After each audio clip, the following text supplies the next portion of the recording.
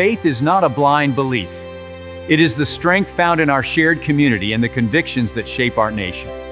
Welcome to Faith in America, exploring political and patriotic themes for a stronger nation.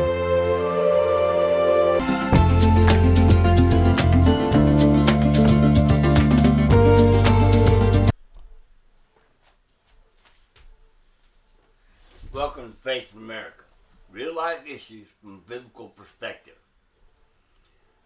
Today's podcast is about fentanyl and furious, when deadly drugs were allowed to flow.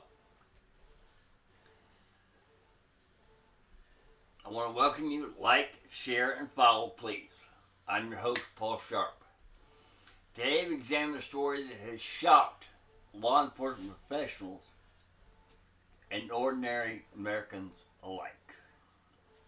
According to an Associated Press investigation, DEA agents in New Mexico allegedly watched hundreds of thousands and perhaps millions of fentanyl pills move into communities between 2023 and 2025 without seizing them. The justification? Federal authorities say they were attempting to build larger criminal cases against major trafficking organizations. But critics, including the DEA, whistleblower David Howell, say something very different. They say authorities knowingly allowed poison onto American streets, gambling with human lives in hopes of catching bigger fish. The comparisons to Operation Fast and Furious have been immediate, and it raises a profound question. Can government ever justify permittently knowing deadly substances to reach communities in pursuit of a larger objective? According to reports, DEA agents allegedly monitored shipments containing tens of thousands of counterfeit fentanyl pills. In one case, agents reportedly observed the delivery of approximately 74,000 pills. A whistleblower claimed authorities allowed at least 1.8 million pills to move during a larger investigation. Some former agents alleged the total number may have reached into the millions. Federal officials dispute suggestions that they intentionally endangered communities here in America. The DEA stated that investigations were lawful and involved court-authorized surveillance designed to dismantle larger trafficking organizations. Former U.S. Attorney Alex Ubalez argued that limited resources sometimes require investigators to focus on higher-level criminal enterprises rather than every individual transaction. This is an important distinction. The issue is not whether authorities should pursue cartel leadership. Everyone agrees that they should. The debate is whether permitting known quantities of fentanyl to continue circulating was justified. Fentanyl is unlike almost every other drug crisis America has faced. A few milligrams can kill. The DEA itself launched the campaign, "One pill can kill." Counterfeit pills are particularly dangerous because users often believe they're taking prescription medication. The consequences have been catastrophic. Entire communities have been devastated. Families have buried their children. Parents, spouses, and friends, emergency rooms, foster systems, and law enforcement agencies have been overwhelmed. When discussing fentanyl, we're not discussing contraband in the abstract. We're discussing a substance so deadly that even experienced investigators often handle it using specialized precautions. The Fast and Furious comparison? Many former agents have compared this controversy to the ATF's Operation Fast and Furious. In that operation, firearms were allowed to move into criminal networks with the hope that investigators could identify and dismantle larger organizations. The strategy ultimately drew bipartisan condemnation, as some of these weapons were later linked to violent crimes, including the murder of Border Patrol agent Brian Terry. The criticism was straightforward. Government knowingly permitted dangerous items to reach criminals, and they lost control of where those items went. Critics argue allowing fentanyl to move through communities presents a similar moral and operational dilemma.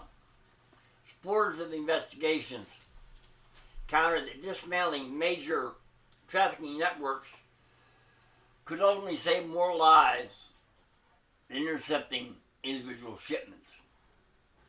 This is a difficult tension. Immediate danger versus long-term strategy. Romans 13 teaches that government was ordained by God to restrain evil and punish wrongdoing. Government exists in part to protect innocent people. Proverbs 24:11 says, "Rescue those who are being taken away to death. Hold back those who are stumbling to the slaughter." This verse establishes the principle. When we have the ability to intervene and prevent death, there is a moral obligation to act. Ezekiel 33 speaks of the watchman. If the watchman sees danger approaching and fails to sound the alarm, he bears responsibility for the consequences. This principle extends beyond individuals. It applies to institutions.